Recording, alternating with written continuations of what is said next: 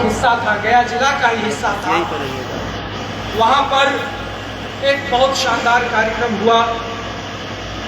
1857 की जब लड़ाई इस बिहार में, इस मगध में शुरू हुई थी, तो रजवाड़ों की बगावत का एक बहुत शानदार इतिहास यह जिला रखता है, जो कि इतिहास की किताबों में उसकी चर्चा नहीं आती अब तक, फुटनोट के रूप में आते रही है।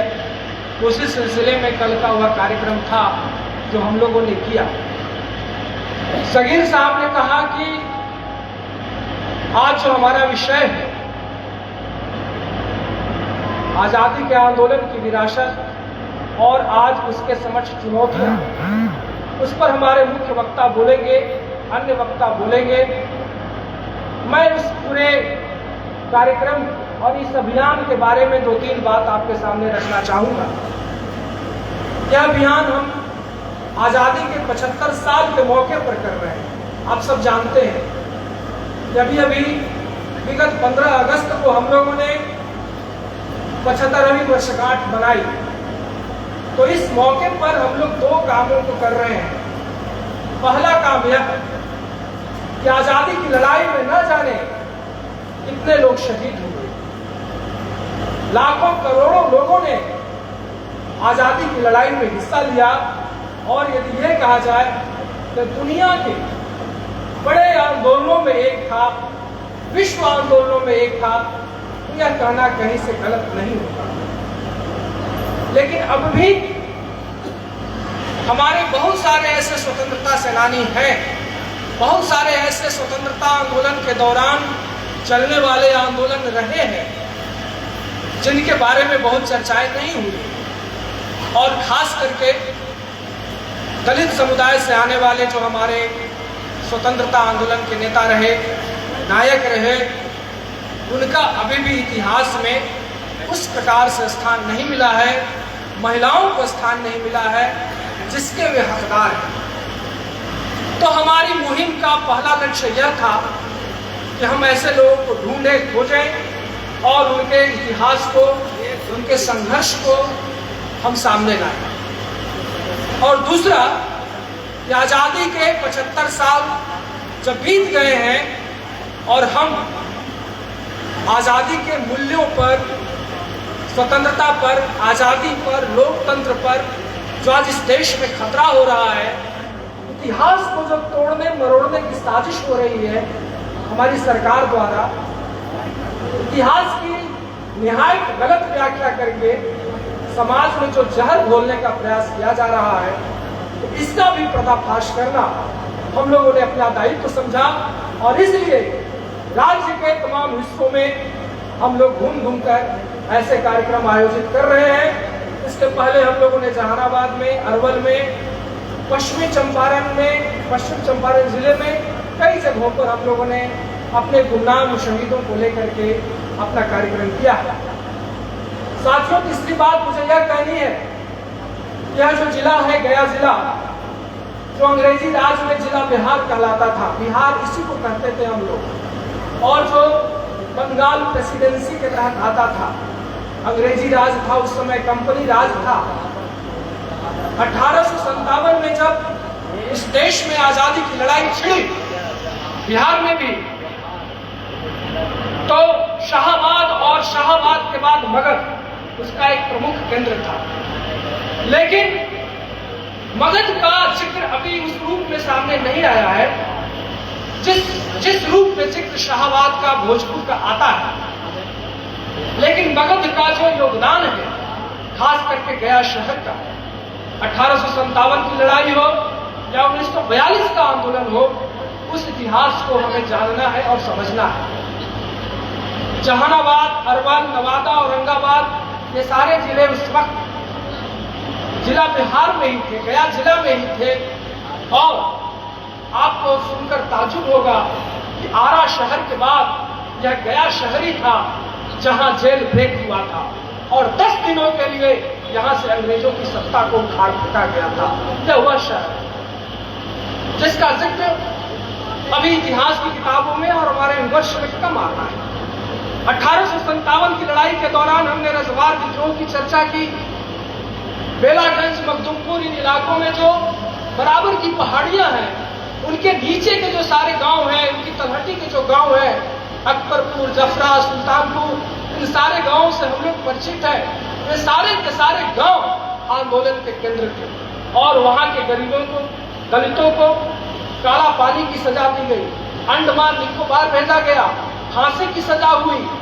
वजीरगंज में भी 1857 का विद्रोह अपने पूरे तेवर के साथ था और वहां अपना झंडा, अपना राज के नारे के साथ किसानों ने, दलितों ने और समाज के बड़े तबके ने अंग्रेजों की चुन्नी हिला दी। नवादा में हैदर अली थे, जहानाबाद में जुल्फिकार अली थे।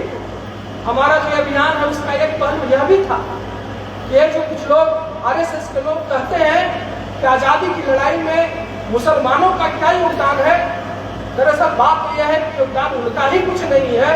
तो हम अपने इन शोधों के जरिए, अपने इन रिसर्चों के जरिए हमने उनको जवाब दिया कि एक तरफ कुंवर सिंह थे, अरवल में जिउधर सिंह थे, जहानाबाद में जुल्फिकार अली थे, तो नवादा में हैदर अली थे। यह हमारा शानदार इतिहास, जिसमें हिंदुओं और मुसलमानों ने, दलितों ने, गरीबों ने, सबने मिलकर अंग्रेजी सत्ता के खिलाफ एक मजबूत लड़ाई इस इलाके में लड़ी थी।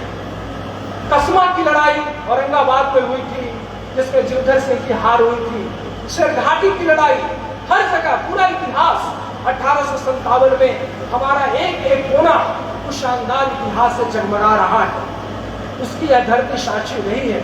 तो इस अपने शानदार इतिहास को, जो केवल 1857 में नहीं बल्कि 4000 साल पहले भी जब पहली बार ब्राह्मणवाद का हमला हुआ था इस इलाके में, तो यह वही धरती है जहां सामाजिक क्रांति हुई, जहां बुद्ध को ज्ञान प्राप्त हुआ और जिसने पूरी दुनिया को राह रोशन किया। इस धरती ने कभी भी ब्राह्मणवादी व्यवस्था को एक्सेप्ट नहीं किया है और उसने 1857 में भी नहीं किया। और इसलिए हम उम्मीद करते हैं और पूरा बिहार उम्मीद करता है कि जब आज इस देश में आजादी की 75 वर्ष पर जब एक धारा, और साफ साफ हम कहना चाहते हैं कि दक्षिण पंथ की धारा, फासिज्म की धारा, आरएसएस की धारा जो है वह मनुस्मृति को, मनुवाद को इस देश का संविधान बनाने पर तुला हुआ है, तो उसके खिलाफ यह जो हमारी प्रतिरोध की विरासत है, जो 1857 में भी दिखी, 1942 के क्रांति में भी देखी, और यह वही गया शहर है जहां कांग्रेस का भी अधिवेशन हुआ था। बिहार में मात्र 2 जगह हुआ था कांग्रेस का अधिवेशन, उसमें गया शहर था। तो इस उम्मीद के साथ कि इस इलाके से जो अंग्रेजों, कंपनी राज, जमींदारों के खिलाफ लड़ते हुए हमने आजादी हासिल की है, इस अपने इतिहास को, संघर्ष की विरासत को याद करते हुए और आज के हमारे सामने जो चुनौतियां हैं उसको ध्यान में रखते हुए हमने आज का यह कार्यक्रम आयोजित किया है। अब आगे आज आप हम लोग के वक्ताओं को सुनेंगे। मैं विदा देता हूँ। धन्यवाद, शुक्रिया। धन्यवाद परेश जी। अभी आप कुमार परेश साहब को सुन रहे थे और उन्होंने अपनी पूरी बातें बताई कि हम लोग इस आंदोलन में क्यों जुड़े और हम लोग क्या चाहते हैं और किस तरह से बताना चाहते हैं कि आज़ादी की लड़ाई में जो लोग शहीद हुए, खासतौर पर गया में, और गया का जो इलाका था जिसमें जिन्होंने शहादत दी है, हम लोग उनको याद कर रहे हैं और उनके बारे में पूरी मालूमात हम लोग आप तक पहुँचाना चाह रहे हैं। अब मैं आपके सामने मधुबाला जी को से आग्रह हुआ कि वो आए। मधुबाला जी मिर्जा गालिब कॉलेज में इतिहास की प्रोफेसर हैं। मैं चाहूँगा कि वो आए और अपनी बातों को रखें। मधुबाला जी।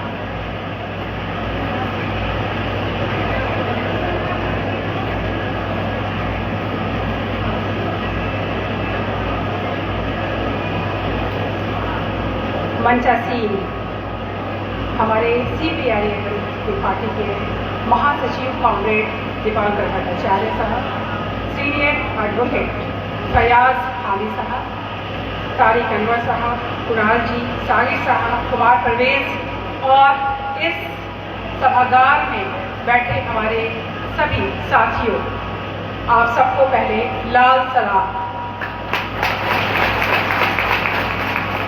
मैं सलाम करती हूँ, जैसा कि अभी परवेज भाई ने कहा, गया के इस धरती को, जहाँ की ऐतिहासिक विरासत और जिसने दुनिया को संदेश दिया, राह रोशन किया भगवान बुद्ध के ज्ञान स्थली को।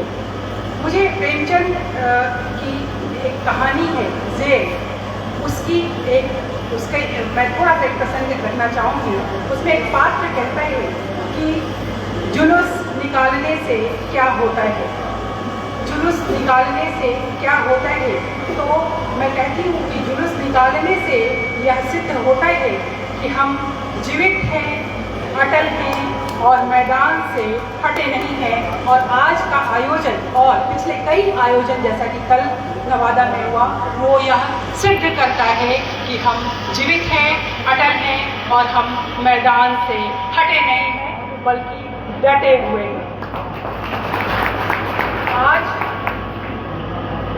जो ये आयोजन जैसा कि आज़ादी आंदोलन की विरासत और मौजूदा चुनौतियों पे यहाँ रखा गया है, उसमें सबसे पहले तो मैं ये कहूँ कि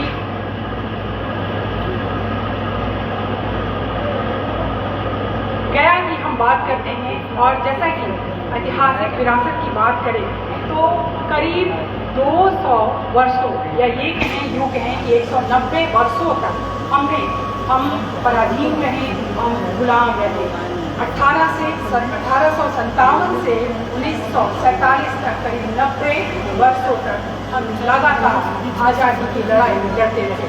मैं बात करूँ कि 1857 की राज्य क्रांति यूँ तो रजवाड़ों, जमींदारों और सैनिकों के विद्रोह के लिए याद की जाती है और सबके राजनीतिक, आर्थिक और धार्मिक हितों का टकराव सामने आता है। लेकिन उसी समय बिहार के 2 इलाकों में आम आवाम और मेहनतकश सभी अंग्रेजी हुकूमत से लोहा ले रहे थे।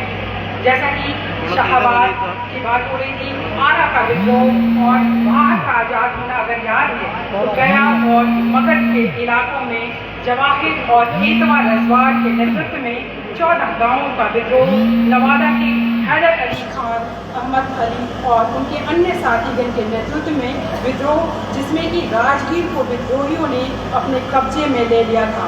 वजीरगंज में खुशहाल सिंह के नेतृत्व में 14 गांवों में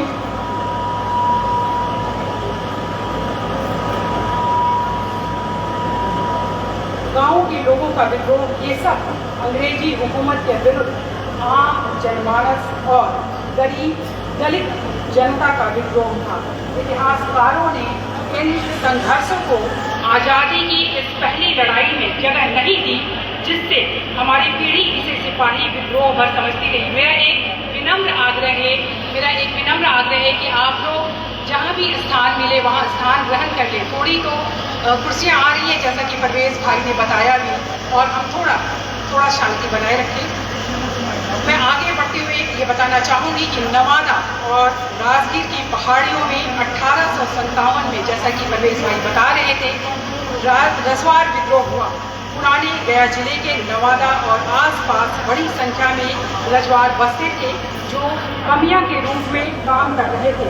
ये दासों के रूप में काम करने की प्रथा थी और ऐसी सामाजिक आर्थिक कुप्रथा के खिलाफ रजवाड़ों का ये विद्रोह जमींदारों और अंग्रेजी राज के खिलाफ पहला दलित विद्रोह था, जिसके इतिहास के पन्नों में फुटनोट्स के बराबर जगह देकर उनके साथ घोर नाइंसाफी की गई है। आज का ये आयोजन ऐसे ही आंदोलनों, विद्रोहों और असंतोष की कहानियाँ नई पीढ़ी तक ले जाने में सफल हो, जिससे आज़ादी के इन गुमनाम नायकों के योगदान को हम याद कर सकें और उनसे प्रेरणा ले सकें। गया और उसके आसपास का पूरा इलाका अंग्रेजी हुकूमत के विरुद्ध विद्रोह कर चुका था और अगस्त 1857 में गया भी गांव के गांव ब्रिटिश सत्ता के विरुद्ध उठ खड़े हुए। कई सरकारी कार्यालय जो थे उसे ध्वस्त कर दिए गए और अंग्रेज परस्त भारतीय अधिकारियों कर्मियों को भागकर अपनी जान बचानी पड़ी। यहाँ तक कि इस विद्रोह को दबाने आए यूरोपियन घुड़सवार सेना के लिए घास काटने और घोड़ों को मालिश में लगाए गए घसियारों ने भी उन्होंने भी विद्रोह किया। इन्हें भी गिरफ्तार कर लिया गया। और इनमें से कईयों को वेद से मारने की सजा सुनाई गई। इन सभी लड़ाइयों में एक आम बात है, एक कॉमन बात है कि समाज के वंचित दलित वर्ग के लोगों में आज़ाद समाज और राज का सपना गहरे पैर चुका था। तभी तो परिणाम की पहचान किए बिना और बगैर किसी संगठित नेतृत्व के उन्होंने अपने इलाके में विद्रोह का झंडा बुलंद किया और अंग्रेजों को चने चबवा दिए। अंग्रेजी हुकूमत के खिलाफ देश के आम जनमानस का ये विद्रोह देश के लोगों में देशभक्ति के जज्बे का संचार करने में काफ़ी सहायक रहा, जिससे समय समय पर आज़ादी के छिटपुट और संगठित संघर्ष हुए। और अब मैं ये कहूँगी कि जो वर्तमान ये हमारी गया जिले की इतिहास, जो ऐतिहासिक विरासत की मैं बात कर रही थी, उसको मैंने थोड़ा सा रखा अपने साथियों के बीच। मैं ये कहूँ कि आज पूरे देश में जो आज सबसे बड़ी ज़रूरत है और जो मैं और मेरे जैसे हजारों लाखों लोग ये महसूस कर रहे हैं कि आज संविधान की धज्जियाँ उड़ रही हैं और इसके जो सुनहरे शब्द थे वो धुंधले पड़ रहे हैं और लोकतंत्र की टांगें टूट रही है। जैसा कि हमने पहले भी कहा कि 190 वर्षों तक जो हम पराधीन रहे और उसमें लगभग 90 वर्षों तक हम लगातार लड़ते रहे, संघर्ष करते रहे। और मैंने पहले भी कहा कि 1857 से 1947 में जो जंग खत्म हुई तो 90 वर्षों तक हमने ये संघर्ष, ये लड़ाई जो गुलामी से आज़ाद होने के लिए लड़ते रहे।